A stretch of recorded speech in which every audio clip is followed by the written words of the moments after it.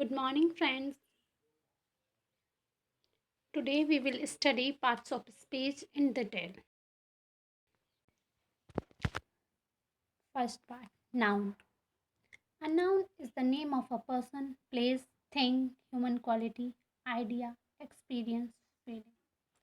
जो नाउन होता है किसी भी पर्सन का नेम, प्लेस का नेम, थिंग का नेम और कोई भी ह्यूमन क्वालिटी जैसे कोई भी आइडिया, एक्सपीरियंस या feeling, all naming words are noun.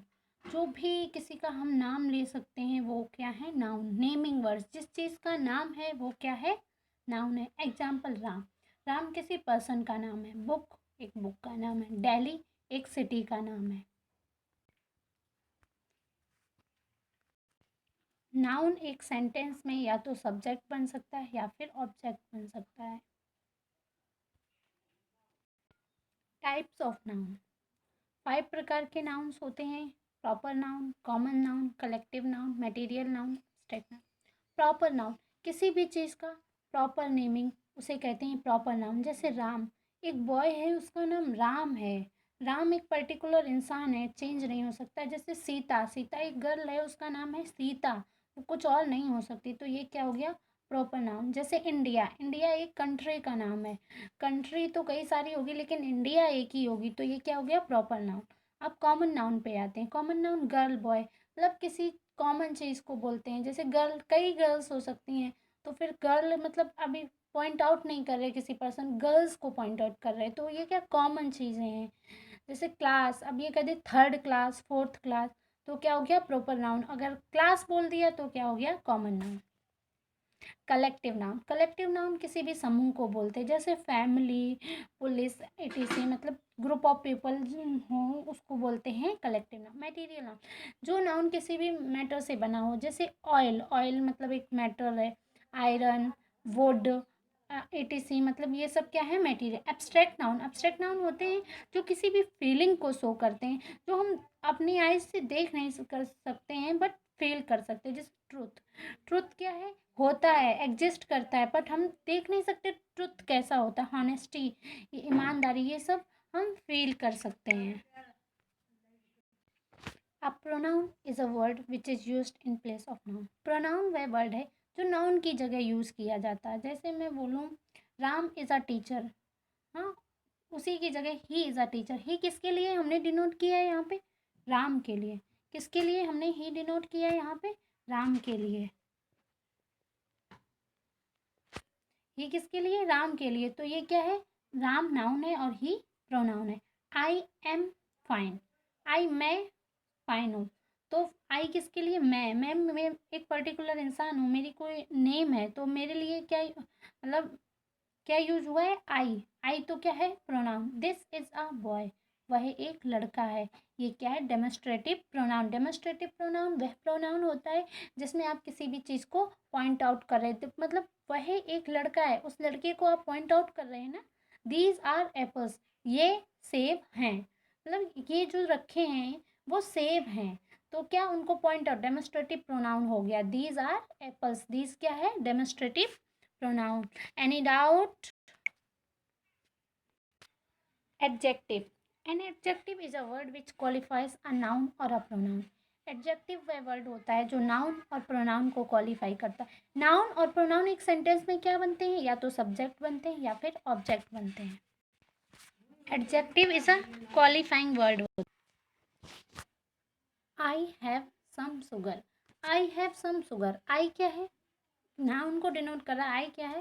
Pronoun है।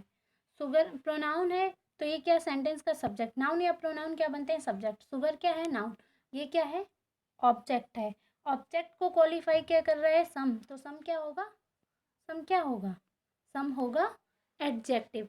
An adjective is a qualifying word. जो एडजेक्टिव होता है वो क्वालिफाइंग वर्ड होता है, वो सेंटेंस में क्वालिफाई करता है किसको? नाउन और प्रोनाउन को। और एक नाउन और प्रोनाउन कहाँ पे होते हैं? या तो सेंटेंस का सब्जेक्ट बनते हैं या फिर सेंटेंस का ऑब्जेक्ट बनते हैं। सब्जेक्ट क्या होता है? सेंट्रल आइडिया, जिस पे काम किया जा रहा हो, पूरा सेंटेंस जिस पे मतलब सेंट्रल आइडिया हो पूरे सेंटेंस का, उसको सब्जेक्ट बोलते हैं। ऑब्जेक्ट क्या होता है? जिस पे काम किया जा रहा हो।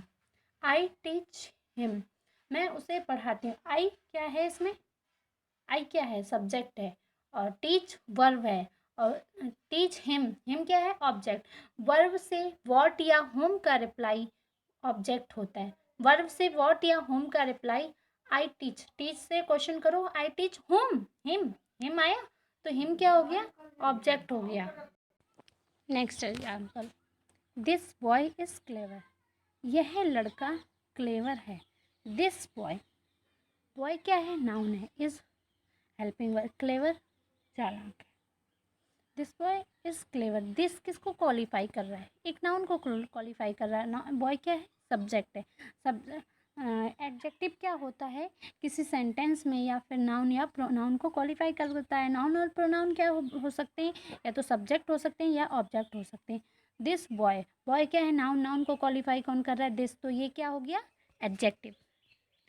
Have you understood? Now come to verb. Verb is a word which denotes an action, state और पोजिशन। वर्ब क्या होता है कि मतलब ये दिखाता है कि एक्शन, काम हो रहा है। Runs, places, eat, dance, all are verbs. Verbs क्या होते हैं? He is running. Running what? Verb, मतलब जो काम हो। वर्ब वो होता है सिंपल फॉर्म में जिस वर्ड में आईएनजी लग सके या उसकी थर्ड फॉर्म हो सके, थर्ड सेकंड फॉर्म हो सकते, एस ऐसे पहचान लीजिएगा। देखो, ईट, ईट का हुआ ईटिंग, तो ये क्या है? वर्ब। ईट एट ईटन, ईट्स, सी ईट्स, तो ये क्या हो गया? वर्ब। वर्ब की थर्ड फॉर्म होती है। वर्ब क्या होता है? एक्शन। जो एक्शन होता है वही वर्ब होता है। सिंपल के लिए बता दिया, जैसे ईट का ईटिंग हो गया, तो आईएनजी किस में लगेगा? जो वर्ब होगा।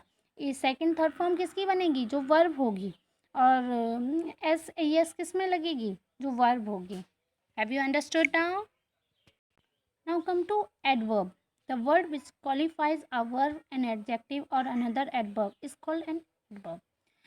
वो वर्ड जो एक वर्ब को क्वालिफाई करे, एक एडजेक्टिव को क्वालिफाई करे और खुद एक एडवर्ब को क्वालिफाई करे, उसे क्या बोलते हैं हम?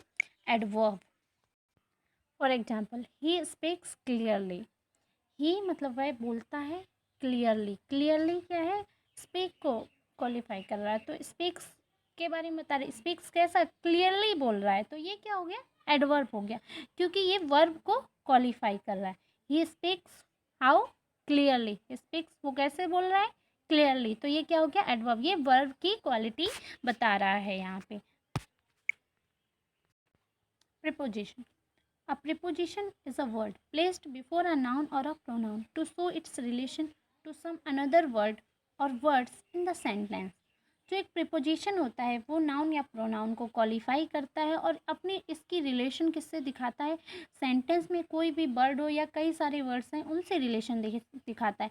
और वही एडजेक्टिव क्या होता है? वो नाउन प्रोनाउन को क्वालिफाई करता है, वो रिलेशन नहीं शो करता है। For an example, the cap is on my head. The cap is on my head. जो कैप है मेरी सर पर है। ऑन कहाँ है? ऑन क्या है? एक प्रिपोजिशन है। नाउन को, हेड को क्वालिफाई कर रहा है। ऑन मतलब कहाँ पर है? कैप कहाँ पर? कैप को शो कर रहा है कि कैप सर के ऊपर है, तो ऑन कैप से रिलेशन शो कर रहा है, तो ये क्या हो गया? Preposition. A conjunction is a word used to join words, phrases, clauses और सेंटेंस टुगेदर। कंजंक्शन यूज़ किया जाता है किसी वर्ड्स को ज्वाइन करना, फ्रेजेस को ज्वाइन करना, क्लोजेस को, और दो सेंटेंसेस को भी ज्वाइन कर सकता है कंजंक्शन। कैसे वर्ड से? एंड, इफ, व्हेन, इट, कई सारे ऐसे वर्ड्स होते हैं जिनको ज्वाइन करके, जिनको ऐड करके दो सेंटेंसेस, दो वर्ड्स, इन सबको ज्वाइन करता है, उसको क्या बोलते हैं? रीना एंड वीना।